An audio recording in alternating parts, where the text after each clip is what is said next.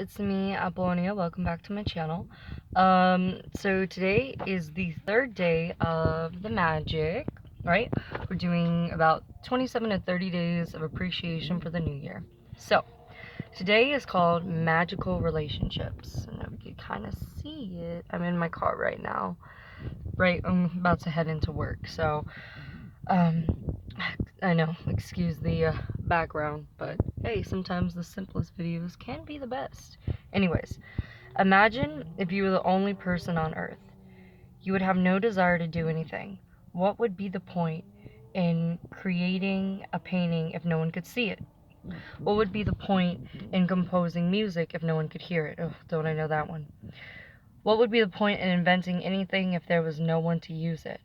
There would be no reason to move from one place to another because wherever you went would be the same as where you were. No one would be there. There would be no pleasure or joy in life. It's your contact and experiences with other people that give your life joy, meaning, and purpose. Because of that, your relationships affect your life more than anything else.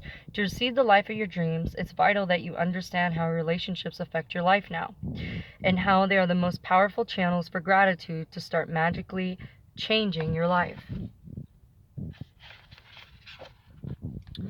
Science is now confirming the wisdom of the great sages of the past, with research studies showing that people who practice gratitude have closer relationships, are more connected to family and friends, and have other people look upon them favorably. But probably the most astounding statistic that has come out of research studies is that for every one complaint about another person, whether in thought or word, there have to be 10 blessings for the relationship to flourish. Any less than 10 blessings for every one complaint, and the relationship will deteriorate. And if the relationship is a marriage, most likely will end in divorce. So, what I did want to add to this, there was a book that I read when I was a freshman in college. The name's not coming to me now, but when it comes to me later, I'll post it down below. Anyways, that when it is good to have gratitude in your life, it is good to do it every day, but there is a danger in where they've done scientific studies. Now, I'm not playing devil's advocate, but I am doing what's true and what I've experienced as well, is that when you do like you more than what basically they say in this book, or more like if you do more than an hour of gratitude a day, you tend to get into laziness. And I know Abraham Hicks does suggest, to allow things to flow, but we all know in this physical world, we do have to take action. So again, it's about being in alignment, and to help you be in alignment and put your energy in the right place. Gratitude is one of the easiest techniques to get there. She says that if you align with gratitude on a high vibration, it's as if you were to take 2,000 steps in the physical and anger, where you could only take one step in the physical when you're in a high vibration. It saves you a lot of time, but you do still have to take action. So first, line up with the energy. Again, appreciation is the best technique for that, one of the best. And then you'll channel the next step, you'll channel the next action you're supposed to take. Anyways, gratitude makes relationships flourish. As you increase your gratitude for any relationship, you will magically receive an abundance of happiness and good things in that relationship. And gratitude for your relationships doesn't change only your relationship, it also changes you.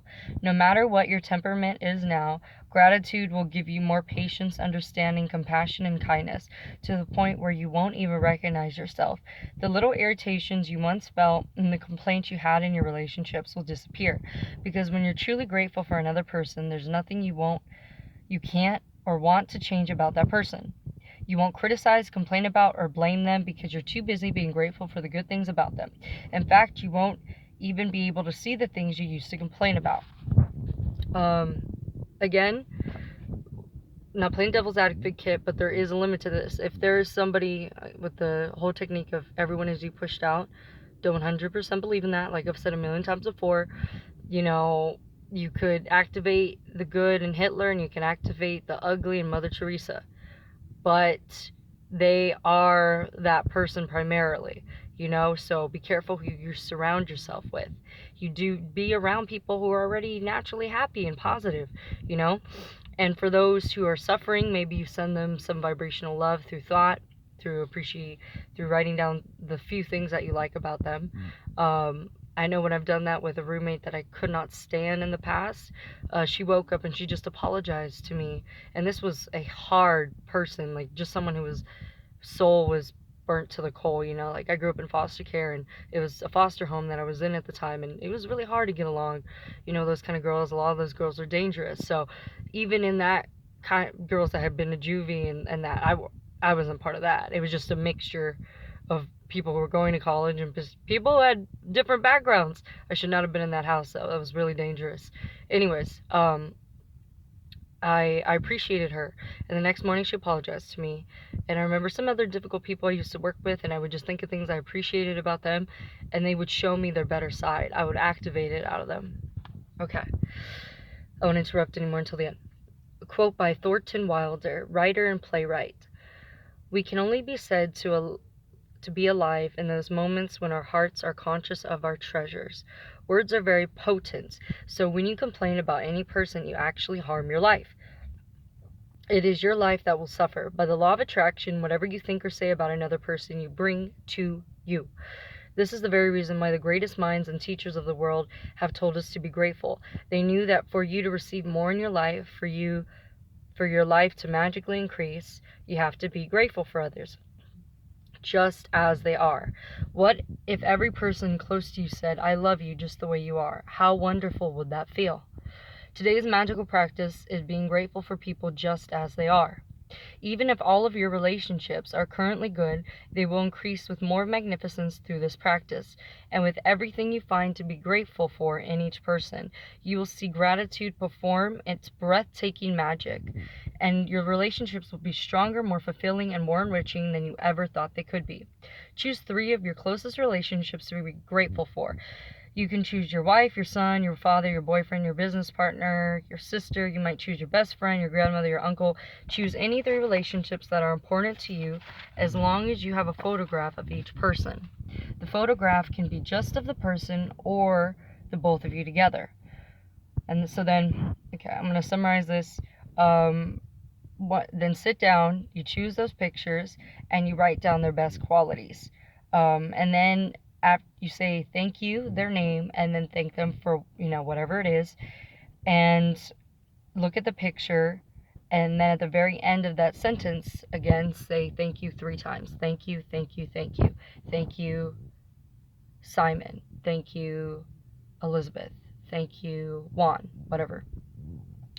If you're moving around a lot, carry the photos with you in your bag or pocket and make an effort to look at the pictures 3 times a day. I remember when I did this exercise when I was 18. Wow, already 5 years ago. I remember getting a call from my aunt that I hadn't heard from in a while, and she sent me a $50 gift card from Walmart. But I was, just praising her and being grateful for everything she had done for me. All right, so these are the steps you're going to follow. Number 1, as we've been doing, write a list of 10 things that you're grateful for. 2, choose 3 pictures of your closest relationships. And then step 3, with the picture in front of you, write 5 things you're most grateful for about that person. 4, begin the sentence with the magic words, thank you.